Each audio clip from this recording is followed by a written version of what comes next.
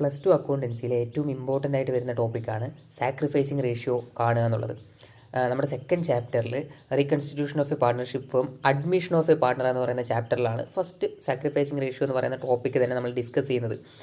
അപ്പോൾ എന്താണ് sacrificing ratio എന്ന് നോക്കാം. അത് മനസ്സിലായാലാണ് നമ്മൾക്ക് അതിൽ ഓരോ പ്രോബ്ലവും ചെയ്യാൻ പറ്റുള്ളൂ. അതായത് പുതിയൊരു പാർട്ട്ണർ ഒരു ബിസിനസ്സിൽ അഡ്മിഷൻ എടുക്കുന്ന സമയത്ത് പഴയ ഓൾഡ് പാർട്ട്നേഴ്സ് ഉണ്ടാവുമല്ലോ, അവർ അവരുടെ പ്രോഫിറ്റ് ഷെയറിംഗ് റേഷ്യോയിൽ നിന്നും എത്ര പാർട്ട് സാക്രിഫൈസ് ചെയ്യുന്നു, അതാണ് സാക്രിഫൈസിങ് റേഷ്യോ എന്ന് പറയുന്നത്. ഒരു ചെറിയ എക്സാമ്പിൾ പറഞ്ഞു കഴിഞ്ഞാൽ നിങ്ങൾക്ക് കുറച്ചുകൂടെ ഡീപ്പായിട്ട് എന്താണ് സാക്രിഫൈസിങ് റേഷ്യോ എന്നുള്ളത് മനസ്സിലാവും. ഈ എക്സാമ്പിളിൽ നോക്കിക്കോ, റാമും ശ്യാമും ബിസിനസ് പാർട്ട്നേഴ്സാണ്. അവർക്കിപ്പോൾ ഒരു 10,000 രൂപ പ്രോഫിറ്റ് കിട്ടിയാൽ റാമിന് 6,000 എടുക്കാം, ശ്യാമിന് 4,000 എടുക്കാം. ഓക്കെ, ഇവരുടെ ഇടയിൽ ആര് വന്നു? അഡ്മിഷൻ എടുത്തു. മോഹൻ അഡ്മിഷൻ എടുത്ു. ഓക്കെ, ഇപ്പോൾ 3 പേരായി പാർട്ട്ണർ.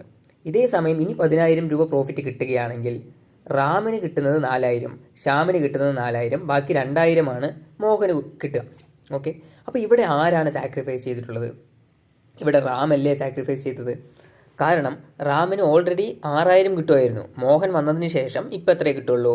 4,000 കിട്ടുള്ളൂ.